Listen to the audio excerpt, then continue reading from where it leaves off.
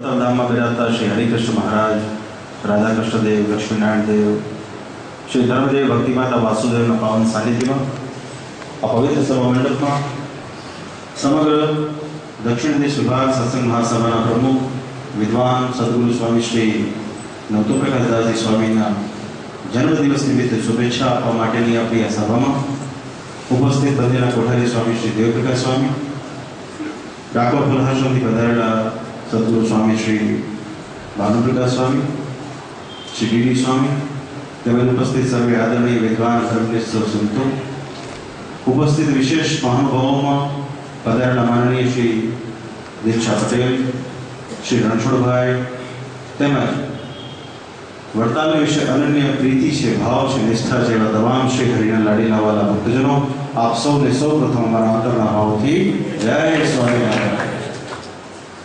आज प्रसंग विशेष कर शुभेच्छा आपવાનો प्रसंग है।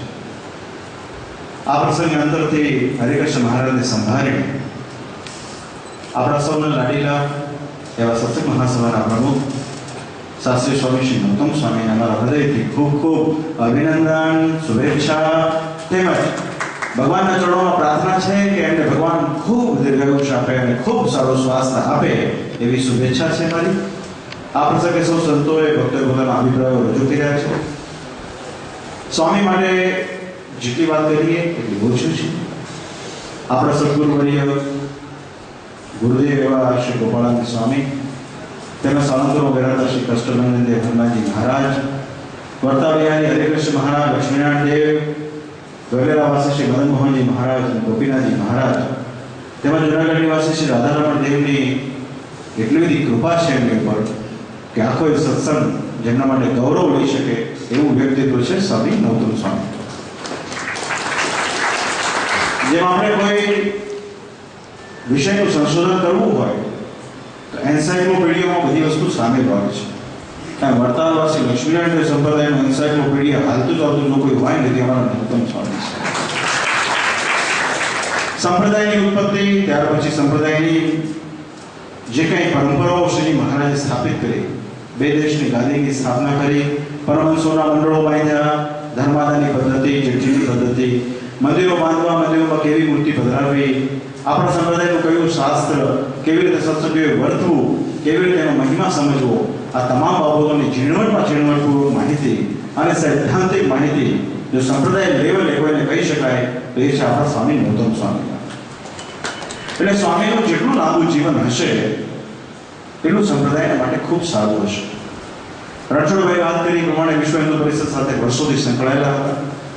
એમનામાં કુશાગ્ર બુદ્ધિ તો હતી જ, પણ વિશ્વ હિન્દુ પરિષદના પ્લેટફોર્મ પર પ્રવચનો કરીને એવા પાવરદાર થઈ ગયા છે કે સંપ્રદાય લેવલે એવું પ્રવચન કોઈ કરી શકતું હોય તો એ છે આપણા નૌતમ સ્વામી।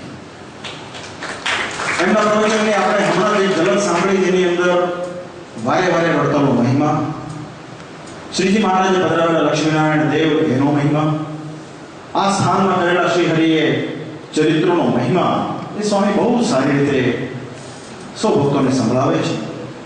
ए देश में होय के विदेश में होय पण एक सरखी शैली पद्धति स्वामीना प्रवचन सांभळवा लोग दूर दूरथी आवता होय छे, कारण के एनी अंदर एक निष्ठा रहेली छे, खुमारी छे। एमना गुरु हीरा भगत वासुदेव स्वामीनी एवी एमनी पर कृपा ने एवं एवं घड़तर कर्युं छे के एणे मने अनेक वखत आ सभा मंडप में अनंगत रीते बात करी छे। महाराज श्री एवो संकल्प कर्यो छे कि मारो देह पड़े तो वर्तालमां ज पड़े एवी मारी भावना। हमेशा ने माटे वर्तालनुं हित केम थाय, सत्संगी मात्र ने वर्तालनो साचो महिमा ए केवी रीते समजावाय एवा ए प्रयत्नो करता होय छे। सामाजिक क्षेत्रे पण एनुं खूब बहु मोटुं योगदान रहेલું છે। हमारा तो प्रवचनों बंद कर दीधुं छे, बाकी घणा छेल्ला रणछोड़भाई घणा प्रवचनोनी अंदर छेल्ले छेल्ले एक बात तो करे करे ने करे ज ए चक्षुदानी बात ए अचूकपणे करे। माटे सामाजिक क्षेत्रे पण एमनी एक बहु मोटी भावना छे कि लोकोनुं जीवन खूब सारुं थाय, लोको सारी रीते वर्ते अने संप्रदायनो खूब महिमा समझे अने वास्तविक अर्थ साथे सत्संग करे एवी एमनी ऊंची भावना रहेली छे। मंदिरों विकास, मंदिरों केवा होवा जोईए खूब आग्रह राखे। घणी वखत आग्रहनी अंदर लोकोने छे बहु पकड़ जेवुं लागे, स्वामी बहु पकड़ राखे छे, पण एनी पाछळ बहु मोटो गुढ़ार्थ रहेलो होय छे। ચર્ચા થાય ત્યારે એમ થાય કે સ્વામી હવે પથ્થરના મંદિરો બહુ ખર્ચાળો હોય છે, બહુ સમય માંગી હોય છે, પણ પોતે એવી જીદ રાખે કે ના, મંદિરો તો વિશાળ જ થવા જોઈએ, કારણ કે આપણા ભગવાન સ્વામિનારાયણે એ સમયમાં જો આવા વિશાળ મંદિરો બાંધ્યા હોય તો હવે એટલી બધી અનુકૂળતા છે કે આપણે શા માટે એવો નવો સંકલ્પ કરીએ. માટે સ્વામીની બહુ મોટી ભાવના છે, જેટલું કહીએ એટલું ઓછું છે. ખૂબ સારા સંબંધો રાખે છે. એક બહુ મોટી શક્તિ એનામાં એ રહેલી છે કે આપણે ગમે એટલો સંપર્ક રાખવા ઈચ્છીએ તો પણ રાખી ન શકીએ. મને લાગે છે કે સ્વામી સરેરાશ એક દિવસમાં 24 કલાકમાં ઓછો 10 કલાક તો ફોન પર સંપર્ક કરતા હશે. એટલી ચિંતા હોય છે. માટે આવા કાબેલ કુશાગ્ર બુદ્ધિવાળા સંત જ્યારે વડતાલ સંપ્રદાયને પ્રાપ્ત થયા છે ત્યારે અંતરથી હરિકૃષ્ણ મહારાજના ચરણમાં હું પ્રાર્થના કરું છું કે ભગવાન એમને કાયમ આવું નવું સુંદર મજાનું સ્વાસ્થ્ય આપે અને એમની સેવાનો લાભ વર્ષો સુધી આ સંપ્રદાયને મળતો રહે. આ પવિત્ર સભામંડપમાં અનંત કાર્યક્રમો સ્વામી હસ્તક થતા રહે અને એમની પ્રેરણાથી અનંત મોટા મોટા કાર્યો આ સંપ્રદાયમાં થતા રહે એવી મારી મહારાજના ચરણોમાં પ્રાર્થના છે. એમના વિશેષ પ્રયોજનથી હરિકૃષ્ણ મહારાજના મુગટ, લક્ષ્મીનારાયણ દેવના આયુધો, માતાજીની મોડી વગેરે ખૂબ સુંદર દાગીનાઓ પણ અર્પણ વિધિ થયા છે.